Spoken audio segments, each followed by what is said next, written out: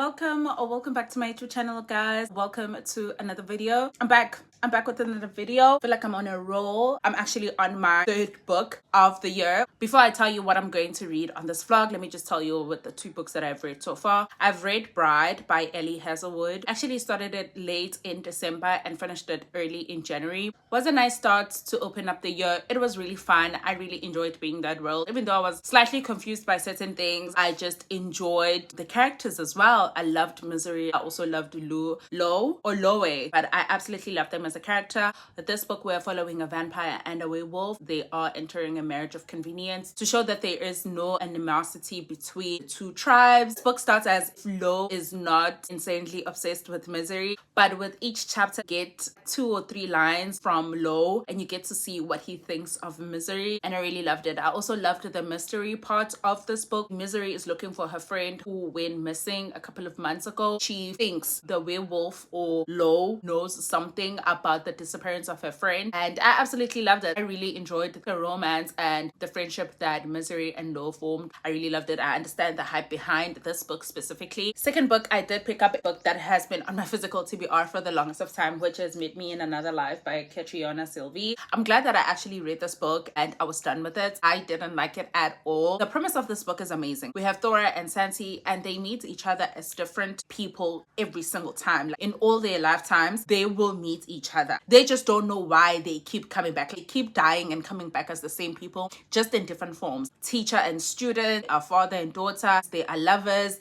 I felt like this book tried to do a lot of things at the same time. It didn't construct it well. I wanted to know the why so bad that the fate thing kept happening over and over again without them even attempting to figure it out. I felt like there were too many lifetimes that we got to experience without them even attempting to know why. It felt to me like it was the same conversation over and over again. By the time we got to the end, I was like, thank God this is over. I think the writing, it just has beautiful lines. This book was not what I thought it was, but this was my second read of the year. So now we're gonna talk about the books that I'm actually gonna be reading in this vlog. You can tell by the title, this is going to be a 24-hour readathon. The reason why I'm doing this, first of all, my sleep schedule has gone to shit. I literally sleep at 3 a.m. Why am I sleeping at 3 a.m. when I'm waking up at 6? Why is that happening? Might as well put that into good use. 1. 2, I really feel like I'm on a roll in terms of just like my reading, so I will squeeze this juice up until I can no more. Third reason, my friends on Fully Booked, they are back with sprints. Pile, Uvuvu, as well as Charity. I will leave all of their YouTube channels below on the description box. Now, if you don't know what sprints are, basically you hang out with your homegirls on a live chat and you read and you talk about the book that you're reading, whatever book that you are reading. So it starts later today, I think around 6. Fourth reason, I just want to see how much I can actually read in 24 hours. My third book, it is Yinka, Where Is Your Husband by Lizzie Damilola Blackburn. This one we're following Yinka, who is on a mission of finding a date for her cousin's wedding, which is in 6 months, I think. Ever since this book opened up, I have just been, I think first 2 pages I was like smiling. It does give me the rom-com feelings, vibes with it. And where I'm at right now, it feels like everyone is out to get her, guys. In my last video, I stopped on page 66. I feel like there will be some fake dating. Mostly feels like we're going to be following Yinka, be finding herself, like discovering how it is to be out there, the dating scene, see what she likes, see what she doesn't like. Yeah, I'm really excited for this vlog. I hope you guys are too. Will be kind of like mood reading. I'll see what my heart is going for. So join me along on this mood reading for 25 hours. Let's see how many books I can read.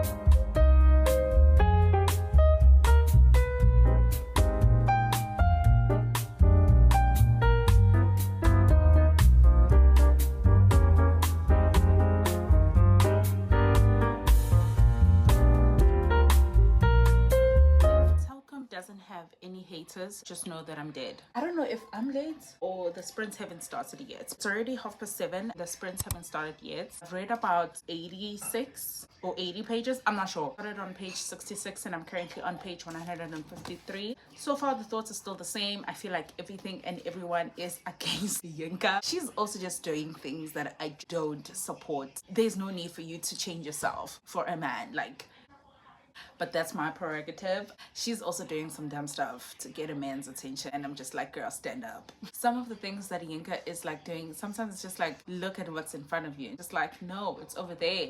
But it's making for an entertaining read. Something, she went to this Nigerian church. When I read that scene, I was like, I laughed out loud because of how ridiculous it is, but also how spot on. Like, it was so spot on. And I just thought that was funny, at the ridiculousness of that. And we'll see how many pages I can get through in the next couple of hours.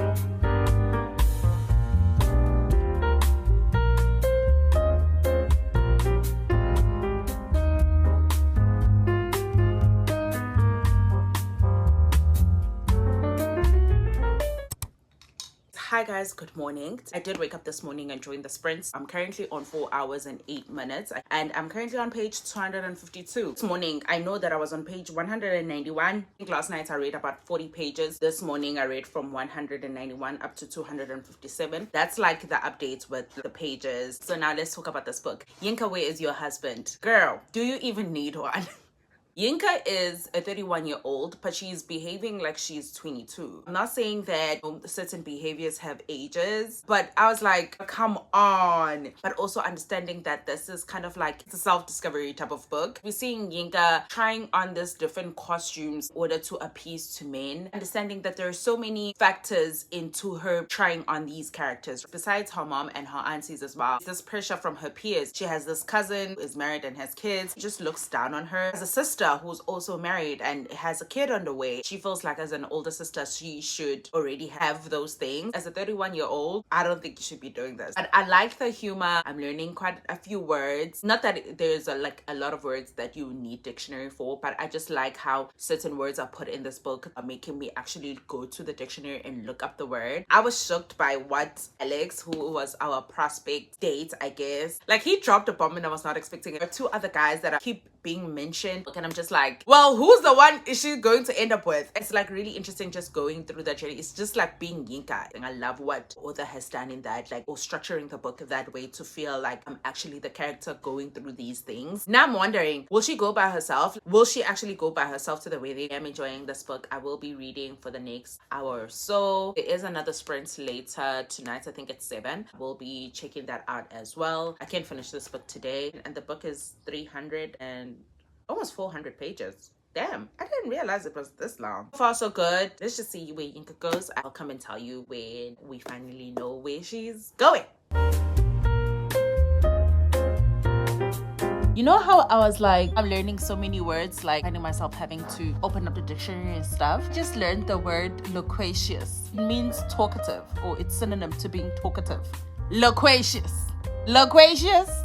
I don't know why it sounds very urban. This word sounds fun. I have never heard this word before. Never been a loquacious person. But once I start talking, it's so hard to stop. Loquacious. There's your new word for today. If you didn't get anything from this reading vlog, you learned a new word. Loquacious.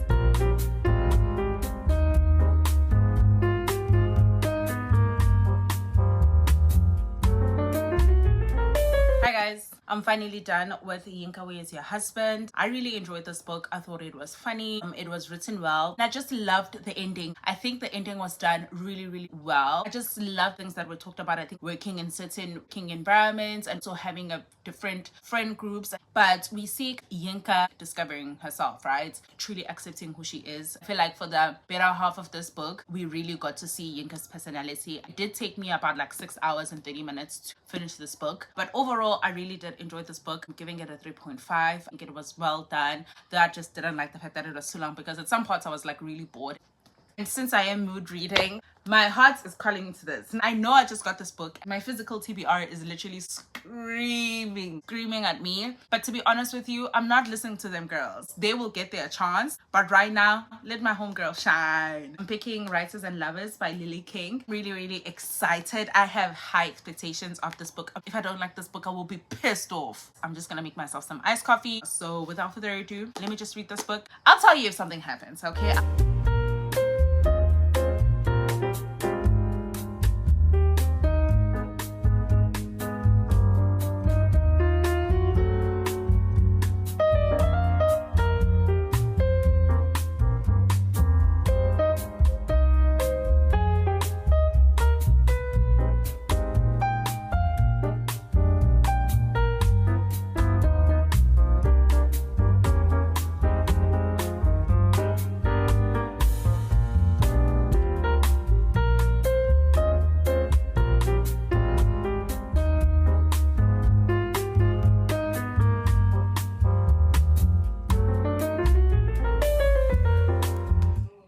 I'm 8 hours and like 26 minutes and I'm currently on page 62, and I just want to say how perfectly done it is. It's fast paced because we've gotten so much context to who Cassie is. Following Cassie, who is a writer, she's working as a waitress at this restaurant, understand the type of person she is and where she's at in her life. We've gotten so much context to who Cassie is. We've gotten where she works, people that works there, the things that she does there, the shifts that she usually has, and what her day basically looks like. And we get what she's aspiring to be, which is a writer, and we get context of her grief. She recently lost her mother. We get to see a love interest that she had. There is so much in the 62 pages, and I feel like that is such a perfect way to like grab the reader. Like I think it's done so perfectly. Like it doesn't feel cluttered or all over the place. It feels very well constructed. Also, we've already made the two love interests that she will have. This is not a spoiler. It's at the back of the book. I love it when a character surprises me and becomes vulnerable in moments where I don't think that they will be, which is what Cassie is doing. It's like she also surprises herself that she's becoming vulnerable. I'm really surprised and loving that. The writing is pretty good. The writing is really good actually. Loving the writing and how Lily is explaining things, or how the character is basically explaining things to us, is written so beautifully.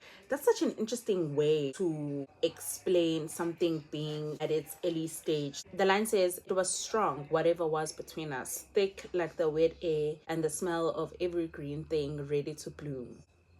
I love the writing. I'm enjoying it so much. I don't know how to calculate it. I'm not going to be like how many books I can read, but it's going to be like how many pages I can read. I just want to say that our parents were right. It really be that damn phone. Guys, I know I would have read much faster, but me just being like, oh, let me go on TikTok for like 2 minutes and being there for like 2 hours. I'm not mad at the books. Mood reading is really fun. I just want to come on and see it. So far, so good. No complaints this side. Guys, I'm on my 4th book of the year. How insane. When I do my wrap up, I'm gonna be so proud of myself. Yeah, let me get back into reading.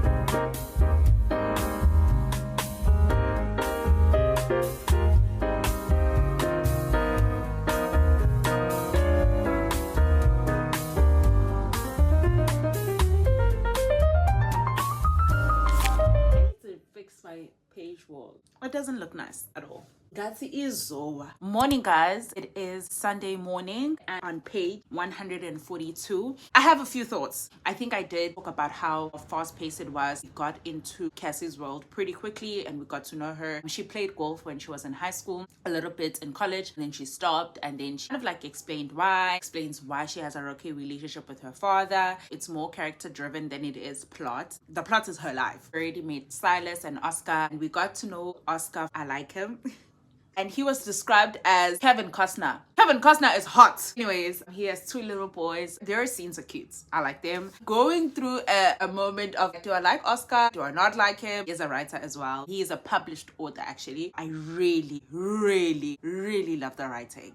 I really love the writing. I like the very nuanced, like everything is deep. Everything means something. Oh my gosh, I love it so much. This is that kind of romance. Characters are not shy to express what they think and what they want. Other characters are very receptive or accepting of how that character actually like portrays themselves. This is the type of romance that tugs at your heartstring. Like, I love the writing. I love how things are described in this book, how moments are shown. Like there was a scene where Oscar is having breakfast with these two kids, and Cassie is like, even though the restaurant was very busy, you can still feel the whole of that empty space where a mother should be. And describing an empty seat that way, even in the chaos and clatter of brunch, I'm aware of the empty chair, the hole where a mother should be. Look at that pinning. It also touched base on the longevity of art. This book is set in 1997. Basically, Cassie is just thinking about a book and how she feels the same way as that person. And I think that showcases the beauty of art and how it impacts people long after you've gone. That's the type of legacy that I can't even put into words. Just get to see her. She lives an average life, but there's a lot going on in her head, guys. Being in Cassie's head is actually quite stressful. There are debts, there's the grief, there are these new relationships and keeping afloat friendships, keeping afloat herself. I'm loving the day-to-day, seeing just her life. Books like this truly remind me and solidify in me the type of literature that I like to consume. Have any recommendations of books that are like this? This is the type of romance that I like to read. Please write your list. If you know any book, write them in the comments, okay? I'm enjoying being in this world. I'm enjoying it. I will come back when I have something else to say.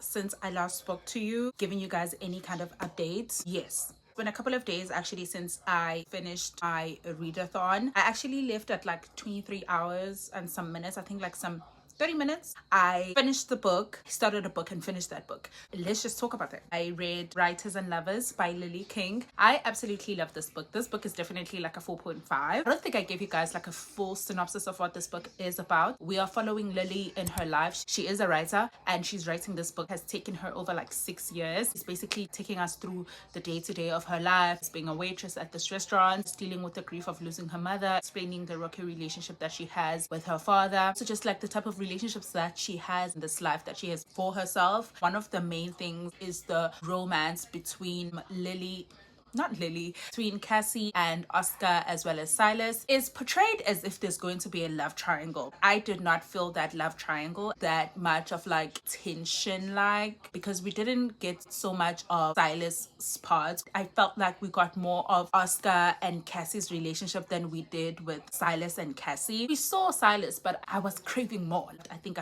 I've said that I love the writing. I just love how just explained the story of Cassie and explained her grief. I think I gave it a 4.5. It was going to be a 5-star if maybe I got what I wanted, which was to see Silas's and Cassie's relationship. And also I think certain things didn't surprise me because I've already read the synopsis of the sequel of this book, which is Art of the Lover, kind of like told me. I think that's why I was not surprised by certain things. This book was beautiful up until the last sentence. The last sentence felt like a full circus moment, which is what Lee King did with all of the chapters. A couple of lines of just opening up the chapter, then by the end of that chapter you are circling back to opening of the chapter, and I loved that. I think it was done so well, so refreshing. Definitely would recommend if you like lit fic. I feel like it was done perfect. This could have easily been a 5-star. Like, if I didn't know certain things, I know it would have been a 5-star. I think I've told you guys that I have a phone addiction. When I was on TikTok for like 10 minutes that turned into 3 hours, I came across a book rec, which is No Ordinary Love. I read a book by this author called When I Think About You. I read it, but it wasn't anything special to me. A lot of people will have a book up and be like, oh my gosh, it's amazing. So I had those huge expectations. This one, we're actually following a pop star singer and a baseball player. That type of dynamic had me. I think the cover is amazing, but the book did give beautiful gowns. Okay, this book is marketed as a fake dating, sports, music, romance, oh, he falls first type of thing. Like, it lagged so many things. I had so many hows and whys when that happened. First meet, they have this interaction, and then they have to fake dates, but in the book it's not necessarily explicitly told that they have to fake dates, so they're not really fake dating. It's the girl is going through a divorce with a man who is, oh my gosh, this man, what is his name? Elliot. We got so much context to how much of this girl is just telling us how horrible her ex-husband is. Okay, I get it. He's horrible. Next. It kind of felt like, you know, when you use filler words and you repeat the same thing over and over again, like in different ways, because you just want to get the word count. It felt like that to me. It was set both in LA as well as in New York. There's so many things that you could have done to create the scenario for me in order to be in that world, right? But instead, we got like 35 pages of just girl telling us that Elliot is shit, which is true, but it's just like every single page, she will say something bad about him, and like, okay, I get it, he's horrible. What are we doing about it? What are the steps that you are taking? Didn't feel a connection between the two characters. Felt out of nowhere-ish. By the time they were falling in love, I was like, when did this happen? You guys barely hanged out, exchanged a couple of messages. When did the falling in love happen? Which incident? I could remember 3 times they hanged out. 3 times. 2 of those times, they were not even alone. So yeah, I had high expectations of this book. I didn't like it. I think I give it a 3-star. A 3-star or 2.5. I was very disappointed. 23 hours. I don't even know how many pages I'm still going to calculate. I started this book at page 66. Then I finished it, like 324 pages. And then I read, how many pages is this? 324 pages. So 324 plus 324 plus 200 and... is it 86 pages? Yeah, that is all for this vlog, guys. I really do hope that you did enjoy it. If you did, please don't forget to give me a big thumbs up. Let's put the clock for the 24 hours I've logged in up until this point. Thank you guys so much for locking in, and I'll see you in the next video. Mwah. Bye.